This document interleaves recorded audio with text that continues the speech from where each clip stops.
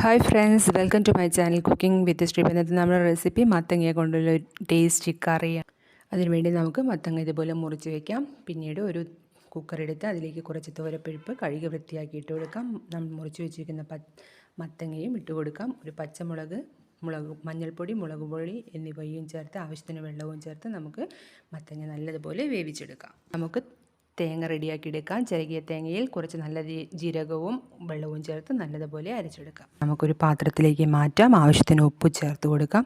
ഒന്ന് പതച്ച് കഴിയുമ്പോൾ നമ്മൾ അരച്ച് വെച്ചിരിക്കുന്ന തേങ്ങ കൂടി ഇതിലേക്ക് ഒഴിച്ചു കൊടുക്കാം. പതച്ചു കഴിഞ്ഞാൽ നമുക്കിതിലേക്ക് കുറച്ച് കറിവേപ്പില കൂടി ചേർക്കാം. ഇനി നമുക്കിതിലേക്ക് വേണ്ട വറവ് റെഡിയാക്കി എടുക്കാം. ഒരു പാൻ എടുത്ത് അതിലേക്ക് കുറച്ച് വെളിച്ചെണ്ണയും ചിരകിയ തേങ്ങയും വറ്റൽമുളകും വറവിട്ട് കൊടുത്താൽ നമ്മുടെ മത്തങ്ങ കറി ഇവിടെ റെഡിയായി. വീഡിയോ ഇഷ്ടമായി ലൈക്ക് ചെയ്യാനും എൻ്റെ ചാനൽ സബ്സ്ക്രൈബ് ചെയ്യാനും മറക്കല്ലേ. Bye bye. ഇനി അടുത്ത വീഡിയോയിൽ കാണാം.